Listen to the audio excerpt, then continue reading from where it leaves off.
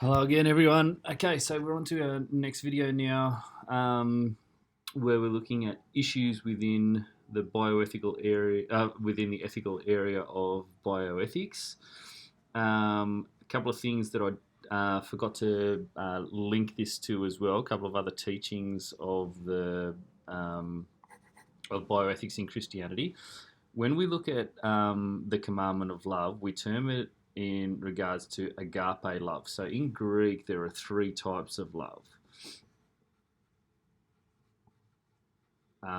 Eros is with a partner.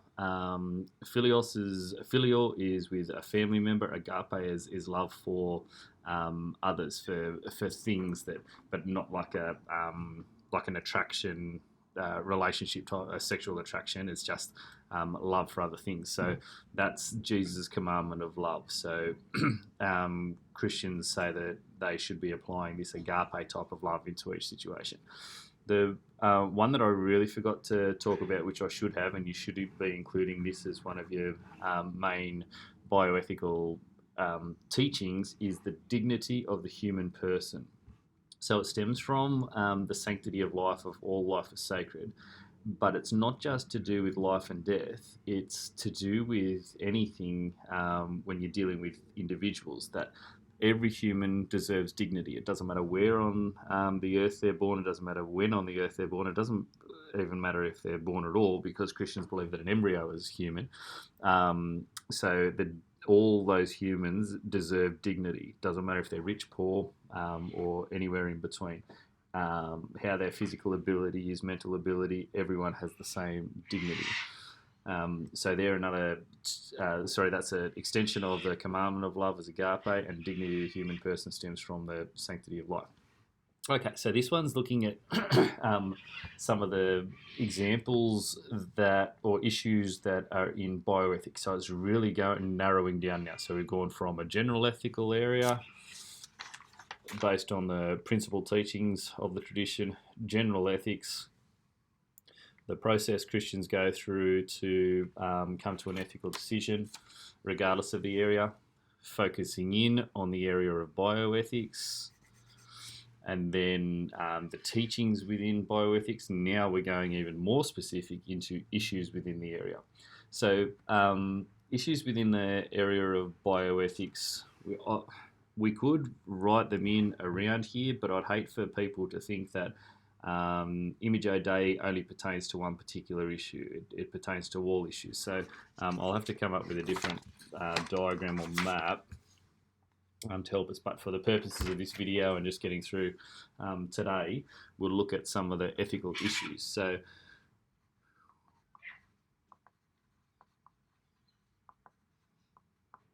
we can class them into life before birth issues or life after birth.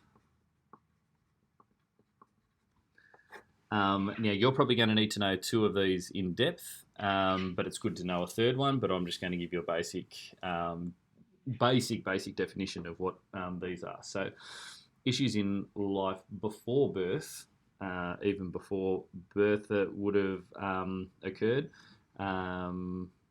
Before I start doing that, we've got to think with the ethical areas that we were talking about.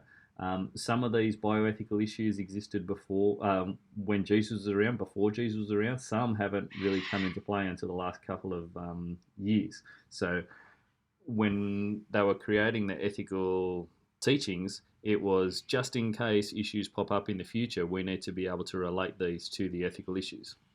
So things that were around when Jesus was alive would have been abortion. So the deliberate killing of a fetus or a potential life, the deliberate killing of that for whatever reason, that is a bioethical issue that was around at Jesus' time. A life after birth issue that was around at Jesus' time would be euthanasia, so the deliberate killing of a human being due to excessive suffering. So that was around at Jesus' time, so they would have been using their ethical teachings back then with St. Paul's stuff to help influence. So if we're looking at these ones here, image and likeness of God, so that fetus, that embryo, should not be killed because it's created in the image and likeness of God. As basic as that. Suffering is redemptive. We can link that straight away to embryonic stem cell research. Okay, now looking at some of the issues that have happened in the last handful of years are things like in vitro fertilisation.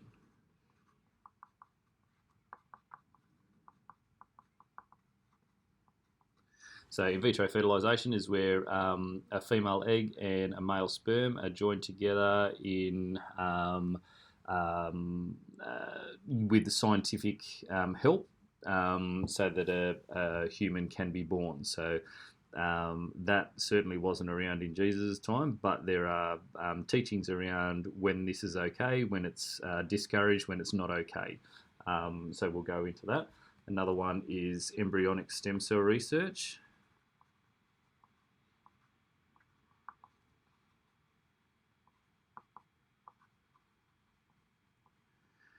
Not to be confused with stem cell research, but embryonic stem cell research, so using an embryo stem cells. Stem cells are the basis of all cells in a human, but in any animal's body. And from these stem cells are created all the other types of cells, so bone cells, blood cells, hair cells, liver cells, whatever it is. So stem cell research on its own, taking it, say, from an adult human being, we could still survive by taking these stem cells out of the bone marrow to create other cells, therefore helping an individual. The issue with the embryonic stem cells is that the theory is that they can be used to more easily and produce better results than an adult stem cell research. However, using the embryos, it kills the potential life. So that's why it's a bioethical issue. Life after death issues, cloning, which has happened with, you would have probably know Dolly the sheep.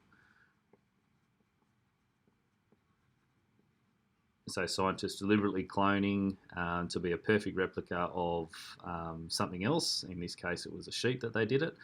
The issue is what happens if they start doing that with humans. But a more common one is organ transplants, where an organ of someone who is about to die and they're not going to be able to be saved, using their organs to enhance the life of another person. So that's another issue that we'll look at that has a few implications, but the obligation to save a life in certain circumstances would make this one okay. All right, so we've had an overview of all of those areas now. At the end of this fourth video, we're going to be focusing in on those areas in the coming lessons.